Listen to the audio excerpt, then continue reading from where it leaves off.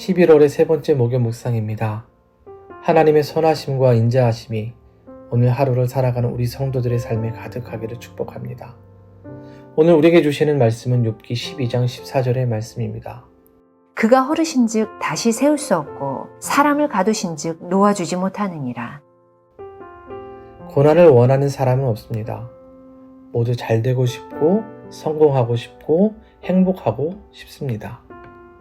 하지만 하나님은 그런 가운데 고난을 허락하실 때가 있어요. 오늘 본문에 욥이 그랬죠. 하나님을 열심히 섬겼고 의인으로 인정받았습니다. 아마도 욥은 하나님만이 아니라 주위의 사람들에게도 인정받는 사람이었을 거예요. 그런 그가 가장 혹독한 고난의 자리로 가게 되었습니다. 모두가 떠나고 가장 힘겨울 때에 욥에게 필요한 것은 욥의 마음을 알고 위로해주는 사람, 격려와 위로가 필요했습니다. 하지만 욥을 찾아온 친구들은 그러지 못했죠. 욥의 고난을 보며 욥이 죄를 지었다고 단정하고 욥에게 회개할 것을 촉구했습니다.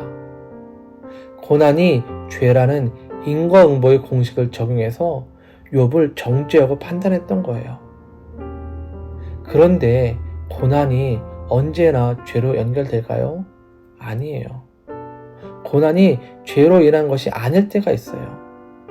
그러기에 욥은 친구들에게 분명히 이렇게 말하죠. 의롭고 흠없는 내가 조롱을 받고 있다. 욥이 당하는 고난은 조롱을 받을 수 있는 것이 아니에요.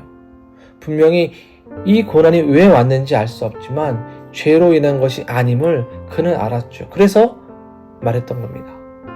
그러면서 욥이 하는 말이 14절이에요. 그가 허르신즉 다시 세울 수 없고 사람을 가두신즉 놓아주지 못하느니라. 하나님이 하셨다면 사람이 어떻게 할 수 없다는 거예요.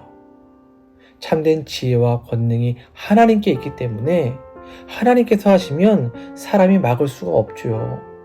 하나님의 뜻대로 하신 것을 지혜가 부족한 사람이 어떻게 할 수 있겠습니까? 그러나 우리가 잊지 말아야 하는 것은 하나님께서 허락하신 고난에는 분명한 하나님의 의지가 있고 그분의 뜻이 담겨 있습니다. 하나님께서 허무신 이유가 있고 사람을 가두시는 것은 그분의 뜻이 있는 거예요. 그러니 우리가 가진 작은 지식과 경험으로 어떻게 해요? 판단하고 제시하면 안 돼요. 잘못하면 이것이 우리에게 큰 실수가 됩니다. 제가 이 본문을 묵상하면서 이것을 다시 한번 더욱 깨닫게 되었습니다. 다른 분들과 대화를 나누고 성도님들과 상담하고 위로할 때에 제가 가진 지식과 작은 지혜로 판단했던 적이 많았기 때문입니다.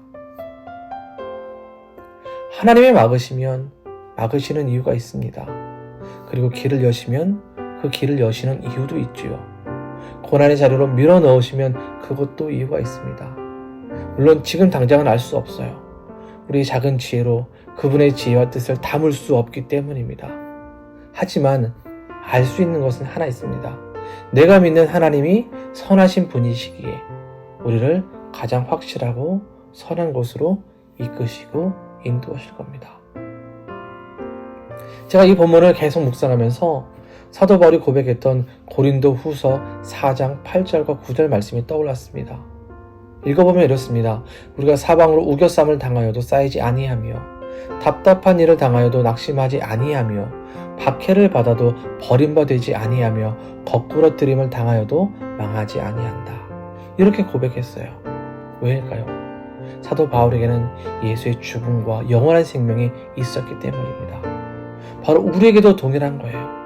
예수의 놀라운 생명이 우리 안에 있기에 고난 중에서도 우리가 소망을 기대할 수 있는 거죠. 그러기에 바울 사도는요, 고난 중에서도 하나님의 뜻을 바라보며 복음의 사역을 전심과 전력을 다해 감당했던 겁니다. 사랑하는 여러분, 인생을 살아가면서 작은 지혜와 지식 그리고 경험으로 우리는 하나님을 다 알 수 없어요. 때론 그분이 밀어넣으시는 고난의 자리가 너무 힘겨워 욥처럼 포기하고 싶을 때가 있을 겁니다.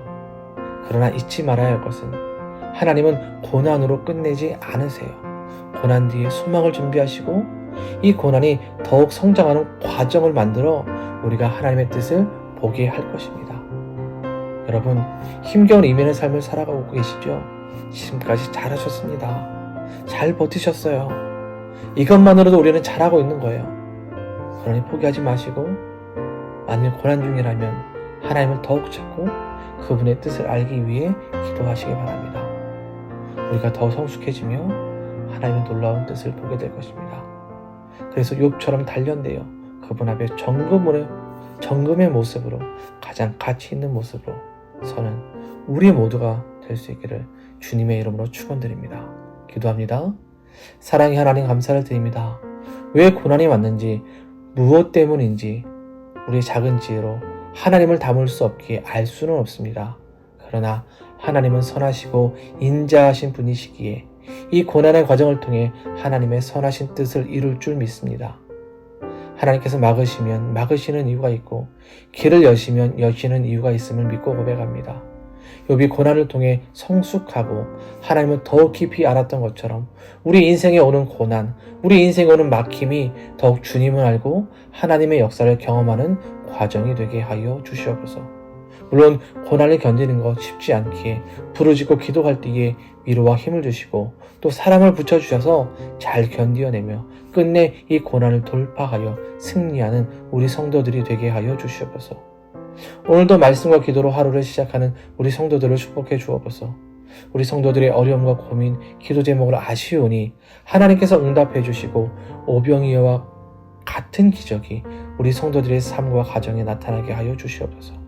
사랑하는 우리 자녀들, 지혜를 주셔서 열심으로 공부할 때에 좋은 성적을 거두며 이것을 통해 하나님께 영광 돌리는 복된 믿음의 자녀들이 되도록 축복해 주옵소서. 예수님의 이름으로 기도드립니다. 아멘.